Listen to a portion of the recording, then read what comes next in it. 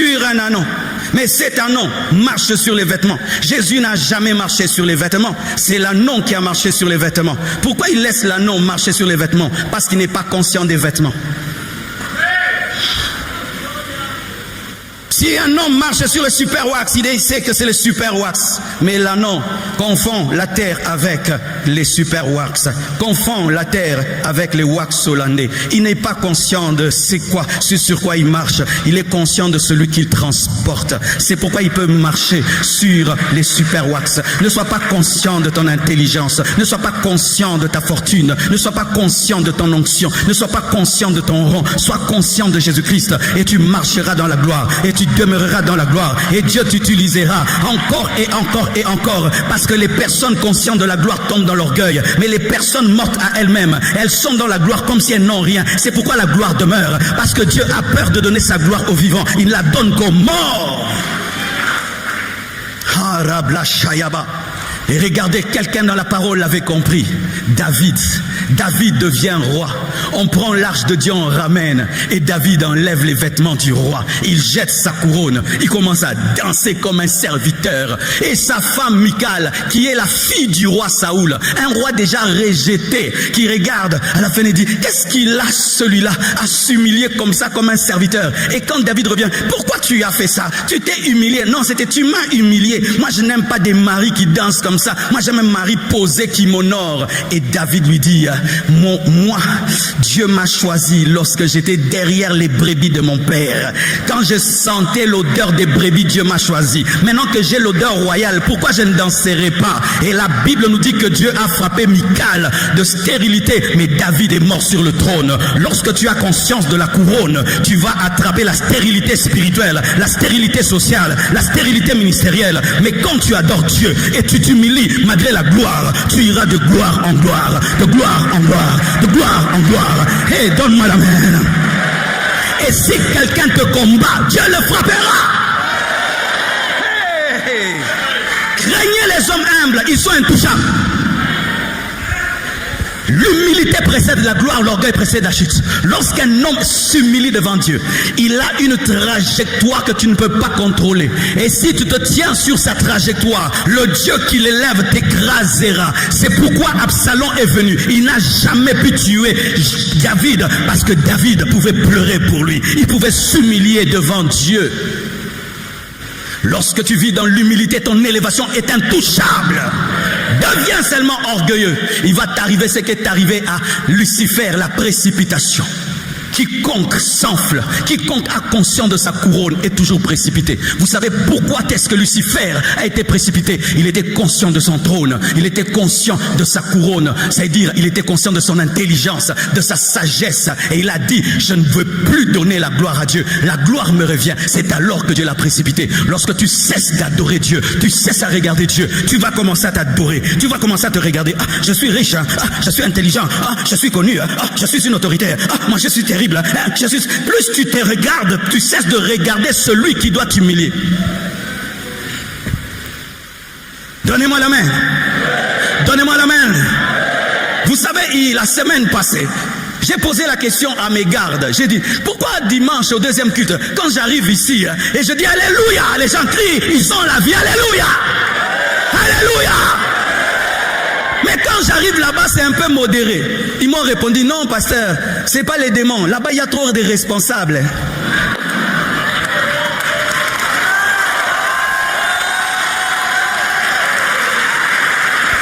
Ils m'ont dit, papa, là-bas, il y a trop de responsables. Tu vois, les responsables, ils dansent pas trop, hein. Ça crie pas trop amen, hein, parce que ça a trop de responsabilités. Mais nous, ici, on n'a pas de titres, on n'a pas de voitures, papa. Je veux faire l'église seulement ici, seulement ici, seulement ici, seulement ici. Même si tu es responsable, oublie ta couronne, jette ta couronne, jette la couronne. Sois comme un enfant qui joue devant son père, qui danse devant Dieu. Sois comme un enfant, sois comme un enfant. Sois comme un enfant, sois comme un enfant, sois comme un enfant, sois comme un enfant. Oh, donne-moi la main. J'attends la chorale des papas de 70 ans. J'attends la chorale des mamans de 60 ans. J'attends la chorale des ministres. J'attends la chorale des ministres qui entonnent. J'attends la chorale des PDG qui entonnent. J'attends à la chorale des milliardaires qui entonnent. Oh, ils ont des trônes, mais ils savent que le trône de l'autre est plus grand. Même quand je suis grand, je sais que tu es plus grand. Et je suis grand par lui qui est grand. Si je cesse de m'humilier, je cesse d'être grand. Dis, je ne suis rien. Dis, je ne suis rien. Et tu n'es rien. Et tu n'es rien. Un ami à moi, je peux avoir un bon piano. Un ami à moi va au Nigeria, dans l'église d'Oyedepo. Oyedepo, c'est le pasteur le plus riche du monde. C'est un multimilliardaire. Il a des jets. Il a construit donc une cité. Et le jour qu'il va là-bas, il trouve Oyedepo déjà qui n'est pas grand détail, en train de danser. Il descend, il fait comme ça. Il dit, papa, tu as un jet. Papa, tu es multimilliardaire. Papa, tu as construit l'université. Papa, tu es le pasteur le plus connu du monde. Et puis, il est toujours en haut. Il est toujours en haut. Il est toujours en haut. Il est toujours en haut. L'orgueil précède la chute. L'humilité précède la gloire. L'humilité précède la gloire. Tu veux la gloire? Sois humble. Tu veux la gloire? Sois humble. Tu veux la gloire? Sois humble. Tu veux la gloire? Sois humble.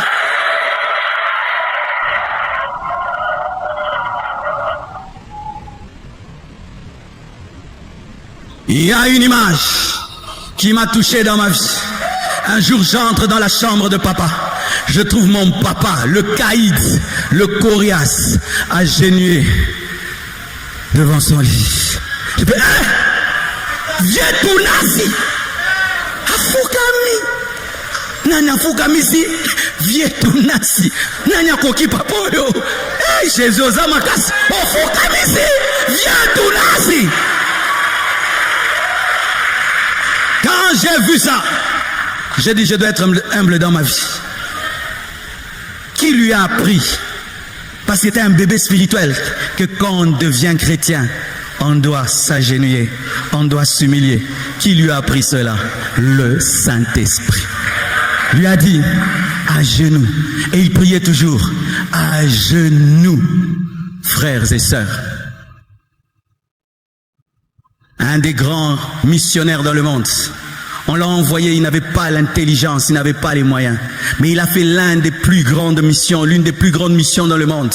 Il a dit, comment tu es arrivé? Il a dit, j'ai avancé à genoux. J'ai avancé à genoux. Dans l'œuvre de Dieu, on avance à genoux. Cette église, elle est bâtie à genoux. Chaque phase de ce ministère, c'est à genoux. Chaque prédication, c'est à genoux. Chaque percée, c'est à genoux. Chaque âme gagnée, c'est à genoux. Je suis debout pour te prêcher, mais ma vie, c'est à genoux. C'est à genoux. Et tu sais, quand tu fais des grandes choses à genoux, tu ne vas jamais te trouver grand. Parce que tu es petit à tes yeux. Tu sais que tu as tout. À genoux. Soyez à genoux. Mais d'abord dans vos cœurs. Pas d'abord physiquement, mais d'abord dans vos cœurs. Soyez humbles, ne soyez jamais grands à vos propres yeux. Ne vous trouvez jamais extraordinaire. Personne n'est extraordinaire. C'est seulement celui qui est au milieu qui est extraordinaire. Nous sommes des ordinaires qui bénéficions de la présence de l'extraordinaire. Finir. Mais ils ont le même langage. Vous savez là où il y a la division, c'est là où il y a la grandeur. Quand on devient grand, moi je pense, chante le même cantique. Tous chantent le même cantique. Tous ont la même doctrine. Église Compassion, nous sommes maintenant à 50 extensions, je crois, d'ici là. 20 000 membres dans le monde entier. D'ici là, on va atteindre 100 extensions, 100 000 membres. Il y aura des ministres ici. Il y aura des présidents ici. Oh, je vous dis la vérité. Des grands professeurs d'université. Pour ceux qui étaient au début de cette église, c'était l'église des enfants. Moi, on m'appelait le pasteur des enfants. La moyenne d'âge à la Compassion, c'était 12 ans, 13 ans. Mon père me disait, mais qu'est-ce que tu fais? Mais aujourd'hui, c'est devenu une église des papas, des mamans, des couples. Mais d'ici là, vous deviendrez encore plus grands. Mais quand nous allons devenir plus grands, nous devons rester unis parce que Dieu nous donne sa gloire pour être un. Sa gloire pour être un. Je vous supplie que la gloire qui arrive ne nous divise pas. Demain, je t'envoie. Tu ouvres une église. Tu as 10 000 membres. Tu es toujours soumis à ton Père. Dieu te donne toute une nation. Tu es soumis à ton Père. C'est pourquoi j'aimerais dire, la gloire qui divise n'est pas de Dieu. La gloire de Dieu donne l'unité. La gloire de Dieu donne l'unité. L'unité de langage. Compassion, gardons la même doctrine. Compassion, gardez la même vision. Si même des fois je prêche des choses qui te bouleversent, va t'agenouiller et prie pour que Dieu t'explique. Ne me casse pas derrière le dos. Va prier. Va prier. Parce que là où il y a la gloire, il y a l'orgueil. Là où il y a la gloire, il y a la suffisance. Tout le monde est leader. Mais malgré que ce sont 24 leaders, tous sont dans l'humilité, tous sont unis. Je termine en vous disant ce que j'ai dit. Quand Dieu te bénit, ce n'est pas ça la bénédiction, c'est un test. Toute bénédiction est un test qui prépare la vraie bénédiction. Et si Dieu te donne un petit trône, tu t'enfles, il va te ravir ce trône-là. C'est pourquoi, bien-aimé, chaque fois que tu as une couronne, jette-la rapidement pour avoir une autre. Chaque fois que tu es humble, il ajoute la taille, il ajoute la taille, il ajoute la taille. N'est-ce pas qu'il est écrit que celui qui est fidèle en peu de choses, Dieu lui confie des plus grandes choses.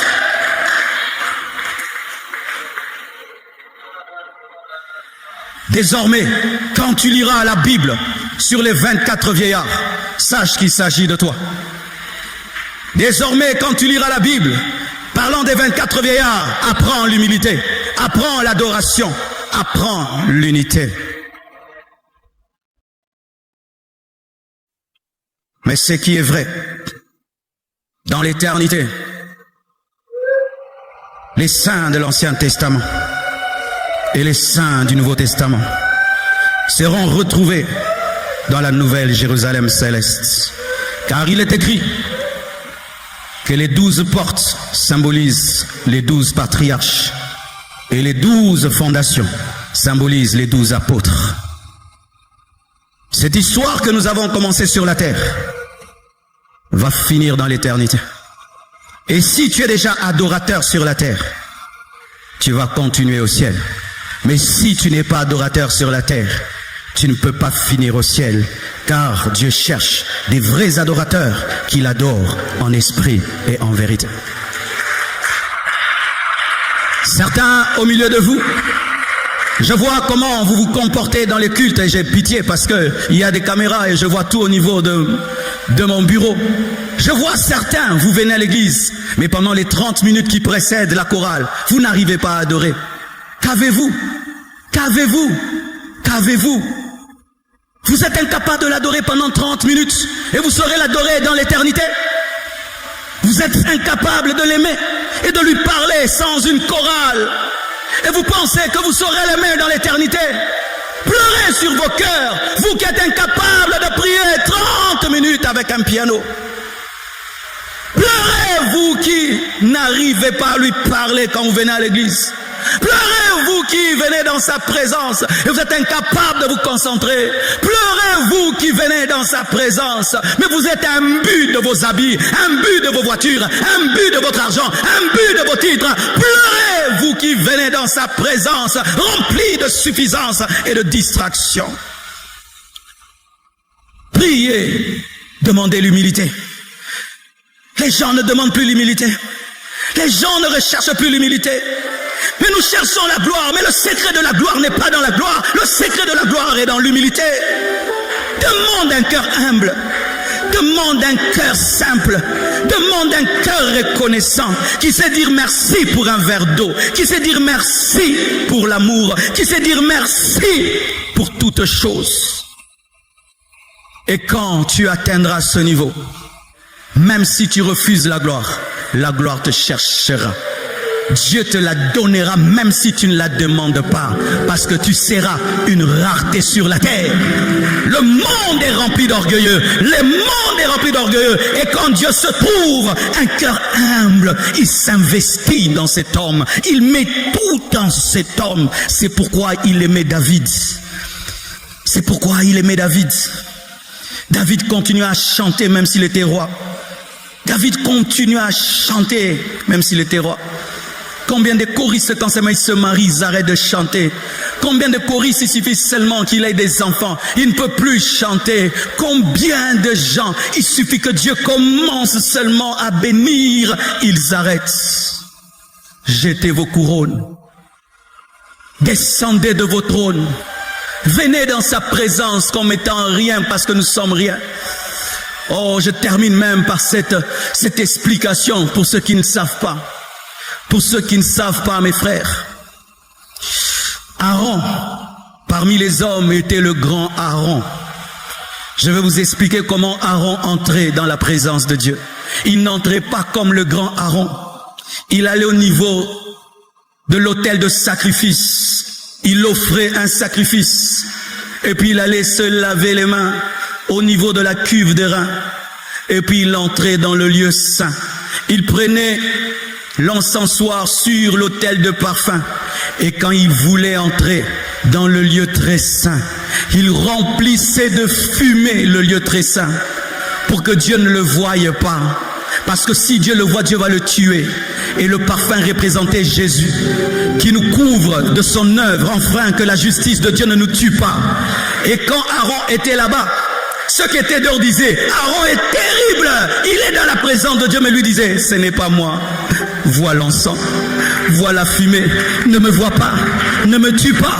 Mais dehors, Aaron est terrible, mais celui qui est là-bas, ne me voit pas, ne me tue pas, ne me tue pas. Vois la fumée. Et lorsqu'il finissait d'offrir le sang au niveau du propitiatoire et qu'il sortait, on pouvait l'acclamer. Mais lui sait, je suis un rescapé. Il pouvait me tuer. Je suis un indigne. Ce n'est pas moi. C'est le sang sur le propitiatoire qui m'a sauvé. C'est la fumée. Ce n'est pas moi. Il ne pouvait pas être orgueilleux. N'est-ce pas que nous tous ici, nous savons comment nous pleurons devant Dieu dans le secret, n'est-ce pas? Cette belle prédication, elle te tient debout. Mais moi je sais que jusqu'à 21h, j'avais pas de prédication, que je devais chercher. J'étais stressé, je vais dire quoi? Et puis il te donne. Quand même je vois la gloire, je sais que dans le secret, Seigneur, je vais dire quoi? Les ingrats oublient l'histoire, les adorateurs n'oublient jamais. Que Dieu te bénisse. Nous sommes tous à genoux devant le Seigneur. Oh, nous sommes à genoux. Les gens s'agenouillent dans les maisons des féticheurs. Les gens boivent des nourritures bizarres dans les maisons des féticheurs. Mais c'est à l'église qu'on réfléchit pour s'humilier. Aujourd'hui, humilie-toi et adore-le. Demande un cœur humble, demande un cœur simple, demande un cœur pur. Adorant. Oh, Jésus.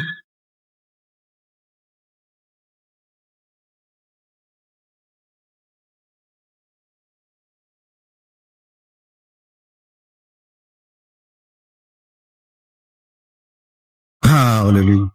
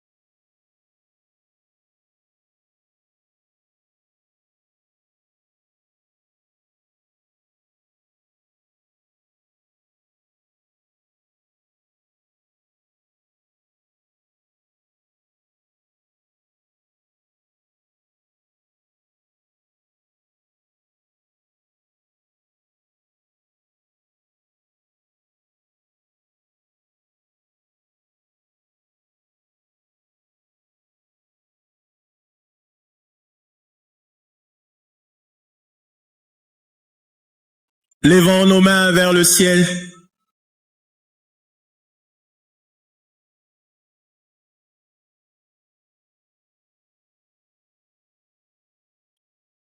C'est de lui que nous obtenons toutes choses.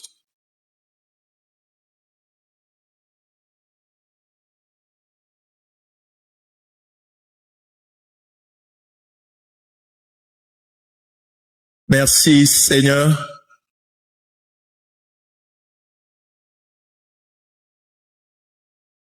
Merci Jésus.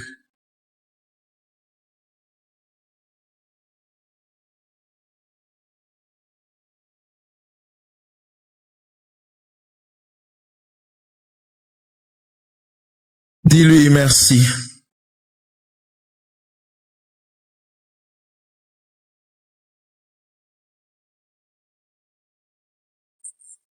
Merci pour tout, pour tout, pour tout, pour tout, pour tout, pour tout.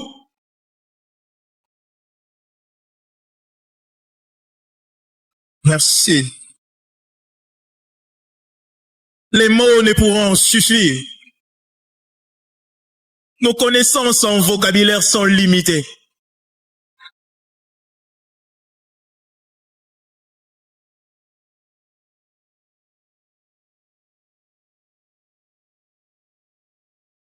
Alléluia. Alléluia. Alléluia. Alléluia.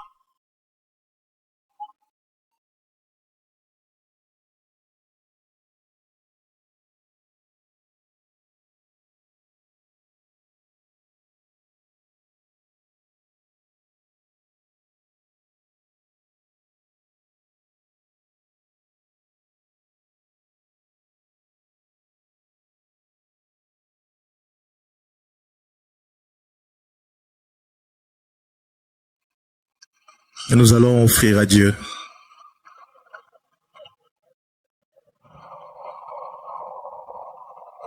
Nous avançons premièrement avec nos offrandes extraordinaires et nous allons apporter également nos collectes pour la construction.